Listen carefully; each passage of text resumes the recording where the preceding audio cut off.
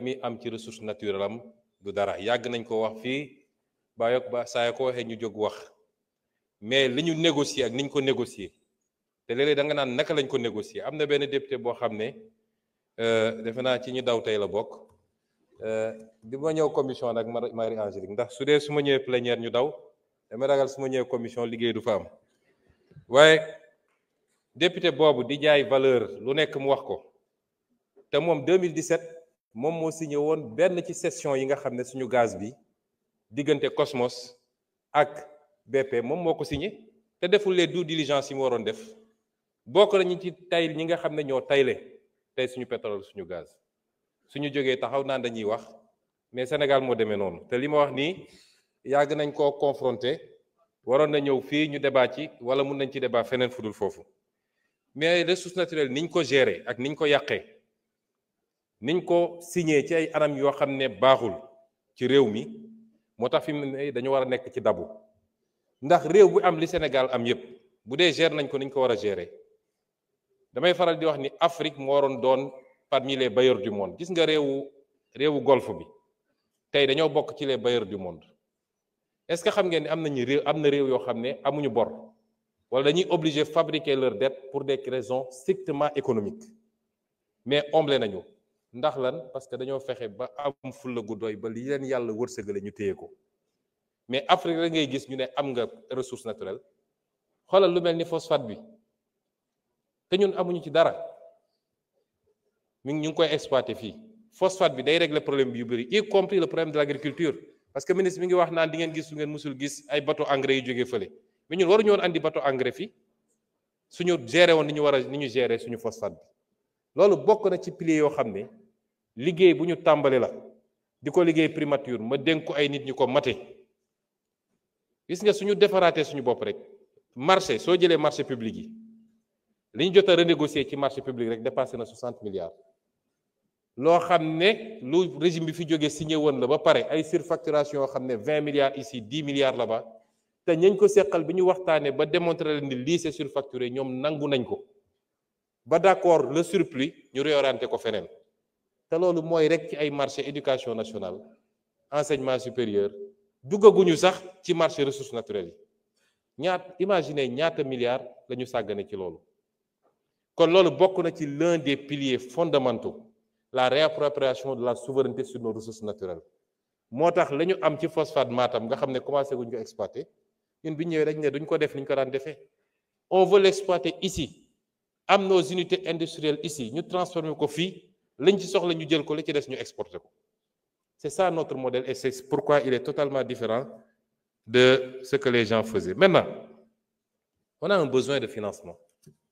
dañoo fekk réew mi ci situation boo xam ne bu doy waar la tey bu ñu amee accord ak lu mel ni FMI suñu besoin en financement peut-être ci année bi ñu nekk nii dina doon à peu près 1195 milliards mais day doon lu dégressif chaque année ñu wàññi ko tuuti peut-être ce sera 498 milliards l'année qui suit ainsi de suite en 2019 on sera à 155 milliards mooy li ñu war a yokk ci li ñu am bu ñu dajalee li ñu fortaatu yépp ngeen posé question bu am solo woote nañu barki démb sénégalais yu bari uyu si am na que ñoom seen gëm-gëm permettre leen ñu jël ay obligations boo xam ne day générer ay intérêts loolu yépp ministère des finances mi ngi ciy liggéey ci li ñu war a def ci ay montage parce que am na sukuk mode de financement la boo xam ne lu xalaal la kenn amu ci problème naan est-ce que intérêt dugguñu est-ce que riba ou pas nga mën koo adosser à des infrastructures yooyu tabax kon gëm naa ni sénégalais yi comprendre nañu enjeu yi te dinañ ci jàpp dinañu defaat yeneen yu ñuy monter parce que dama wax léegi souveraineté dafa am solo moom sa bopp mais day fekk nga mën ko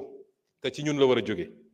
loolu beneen pilier la boo xam ne bu am solo la buñ ci liggéey te di féliciter tous les sénégalais ci li ñu taxaw ne dañuy taxaw seen wetu état parce que ñoo ko moom suñu defee effort sur 2 ans ñu def effort on stabilise les choses jël un nouveau départ daal di tirer les leçons des erreurs passées mooy yàkkamti ak bëgg lu fees bëtu nit ñi ba tax nga maquiller ay chiffres dem lépp loo xam ne yéegaloo ko nit ñi jaarul assemblée nationale di ko dugal ci ay comptes maquillés yooyu yëpp ñu tirer ci les enseignements te dem à notre rythme mën nañu def loo xam ne ci 10 ans Sénégal day doon li ñuy tuddee les dragons d'Asie noonu la ñuy tuddee Sénégal ci loolu la ñu nekk. war nañu tudd aussi lu mel ni les ressources longues yàgg nañ ko tudd naka la ñuy organiser réorganiser à travers la CDC à travers les différentes caisses ba mun a travailler sur l'épargne des Sénégalais parce que am na réew yoo xam ne le premier facteur d'investissement mi ngi jógee ci épargne bi moo tax soo déggee coow li am États-Unis toujours day am fu mu yem soo déggee ñu ne bourse bi yëngatu na rek président ba nu mu am doole day taxaw ndax l'épargne des Américains ci bourse ba la ne loolu mooy financer l'économie américaine en premier balaa leen di ñëw donc loolu ñu ngi ciy liggéey aussi nu ñuy fexee parce que épargne dafa baax diine sax da koo digle nit doo loo am lépp nga dundee ko tey ëllëg mbir mën na la bett mais épargne boobu su dee c'est d'épargne longue dina jox beneen possibilité pour réew mi. la monnaie yàgg naa wax ni c'est pas un tabou lu ñu war a waxtaan la suñu koppar gii méngoowul ak dëppoowul ak fi ñu war a jëm président junj na ko keroog réew doo ñëw rek daal di rajaxe yépp da nga koy teg ci temps teg ko ci yoon mais suñuy option ci monnaie bi mooy monnaie bi dina soppiku wala ñu jël suñu responsabilité ñun te am na àpp yu ñu àppal suñu bopp mais gëm naa ni ñiñ ko seqal dinañu dem dans la direction bi ñëpp bëgg parce que mënuñu continuer keroog en conseil des ministres le ministre de l'économie dafa présenter benn communication wone ni suñu économie alignée sur l'économie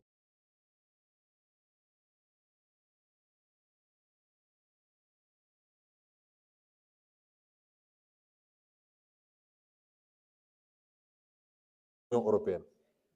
ñoom bu ñu sëqatee ñu sëqat bu ñu yéegee ñu yéeg bu ñu wàccee ñu wàcc débat yooyu avancé ci mais lu technique la lu sérieux la am na lu ñu teg loo xam ne ñu ngi ciy liggéey du fii laa koy développer yëpp pour vous dire que tous les leviers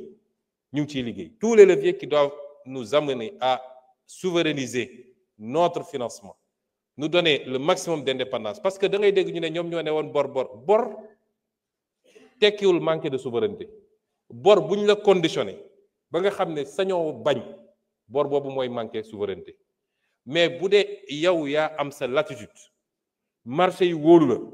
ba soo wootee ñu wuy si la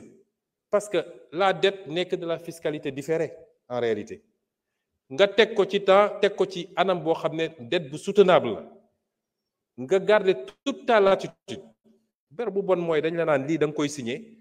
foog nga def telle réforme sinon duñ la lebal kooku mooy bor bi nga xam ne day empiéter ci sa souveraineté kon loolu ay éléments yu important la ensuite ñun dañu war a en tant qu'Africain et en tant que Sénégalais dañoo nekk ci àdduna bi dafa les options stratégiques dañu nekk ci àdduna boo xam ne y a le choc des grandes puissances y a ce qu'on appelle le piège de Thucydide mooy à chaque fois qu'une nouvelle puissance jóg beneen puissance bi fi newoon ni muy réagirait par rapport ak puissance boobu études yi def mooy ci 16 cas yi ñu étudier dans l'histoire de l'humanité les 12 dafa mujjee ci guerre fi mu ne nii amagul te ñu ngi ñaan yàlla bu mu am waaye guerre économique déclenché na ñun les petits pays comme le Sénégal ban stratégie dañu war a am pour capter les dividendes de cette guerre économique qui se déclenche parce que am nañu toutes les options et tout le potentiel qu'il faut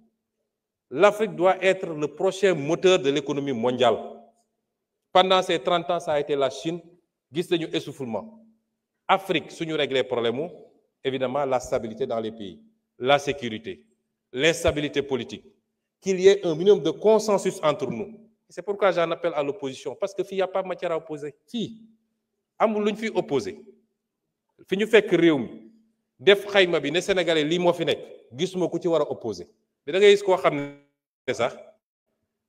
même su ciy wax sax oui li fi xew c'est grave et cetera mais ñoom waruñu woon nous allons dans le sens bi réew mu sa defaru yoon bii la jël kon loolu amul lu ñu ciy opposé wu les actes qu'on pose pour la bonne gouvernance dans les prochains jours on soumettra ici à l'Assemblée un certain nombre de projets de loi yoo xam ne presque pare na le projet de loi pour réformer l'OFNAC le projet de loi pour